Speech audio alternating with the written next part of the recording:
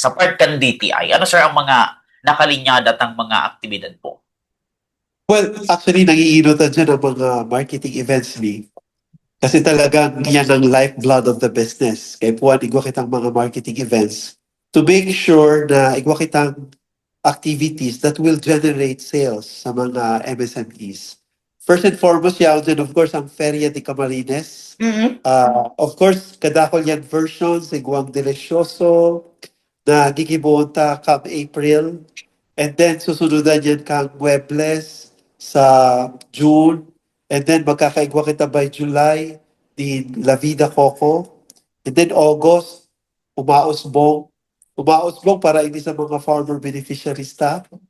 And then igwaman kita para naman sa mga Postoriosa come August as well. And then pag September, of course, ang Bishop Francisco Gaisa Trade Fair that will run for 12 days in time for Peña Francia festivities.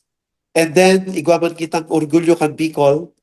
By the way, two versions yan. Camp May sa Shangri-La and then sa October sa Alabang Festival Mall.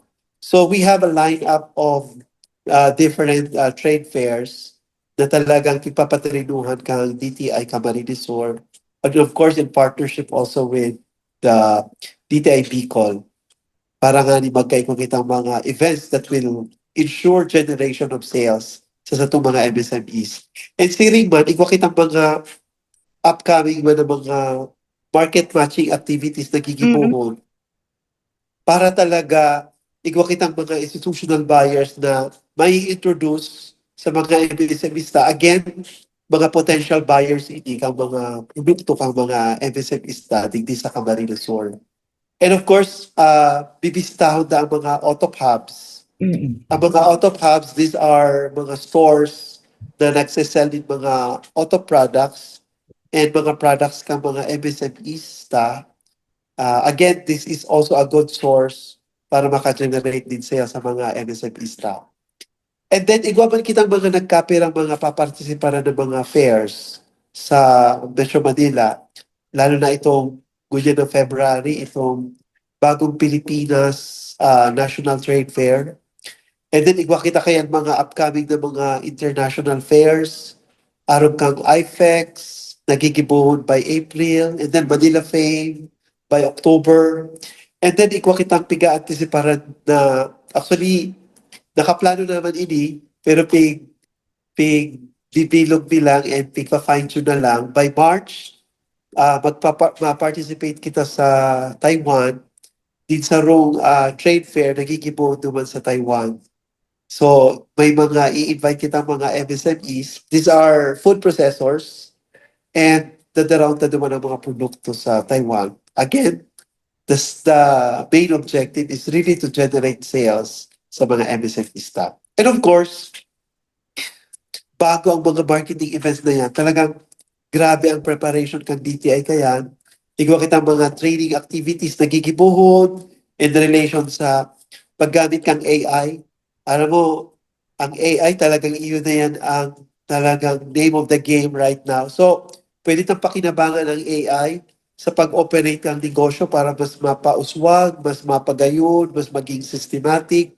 And siring man, AI can also be a good source of information para ma-ensure ta ang quality at the same time ang system sa paggibo ka mga produkto.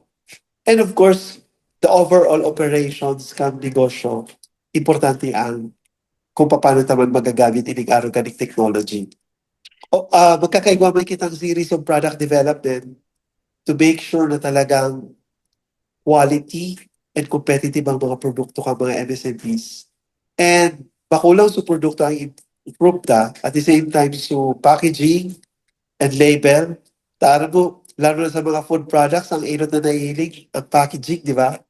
Ang label. Kung bagayon, mas attractive, mas magiging marketable and saleable sa mga buyers ta. And speaking of packaging, probably by March, magiging operational na po ang Bicol.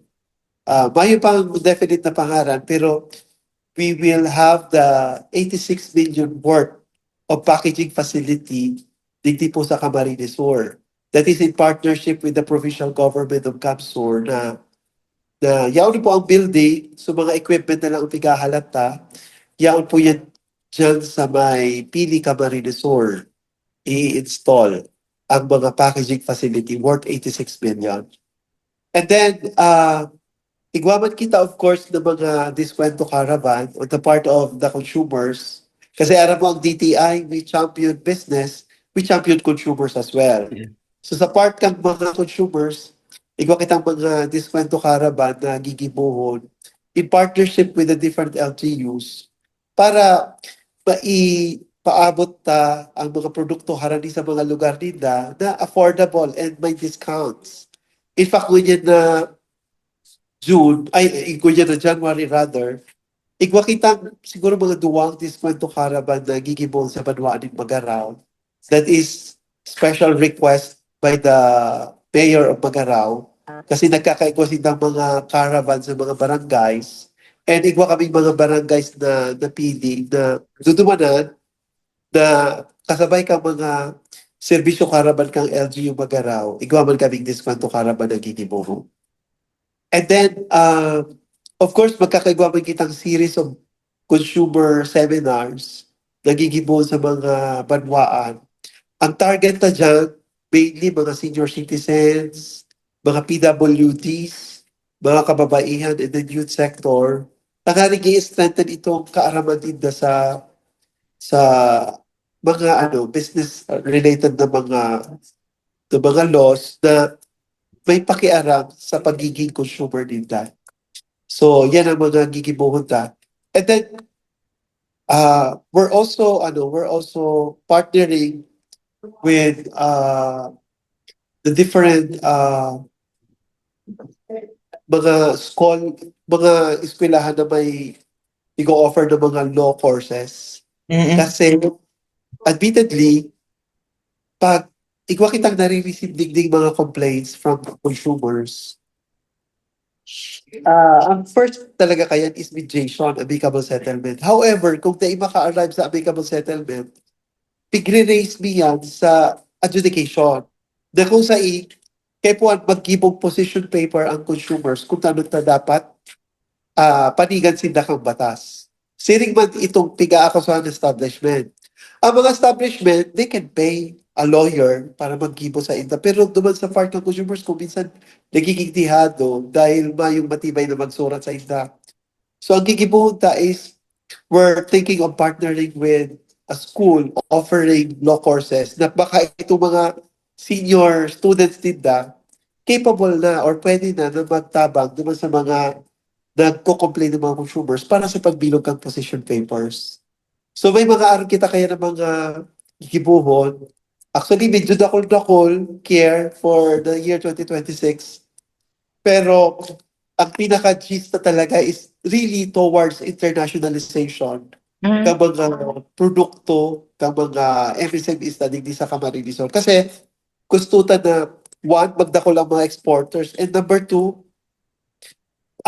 maging dollar earners ang mga MSME studying di sa Camarines Sur. Kumbaga bako lang peso ang nag-generate at the same time, dollars. And it would be more kumbaga, beneficial for the local economy.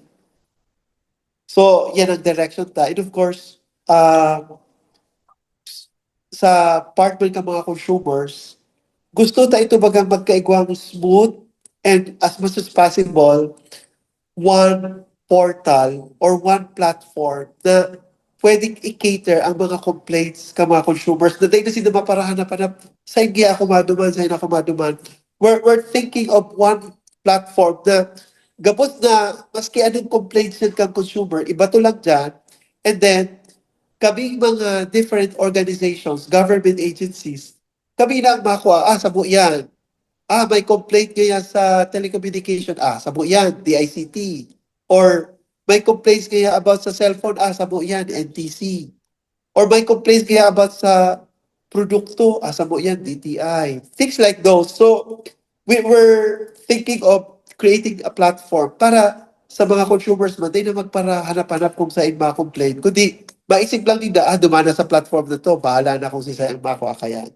So, araw kaya ang pikiisip ni para at least maging easy sa mga consumers na gusto mag-complain, having one platform na yaw na dyan ibabato ang complaints. And kami mga government agencies, we will be responsible kung sa buhay ayan na jurisdiction, kami na kaya na ma-resolve.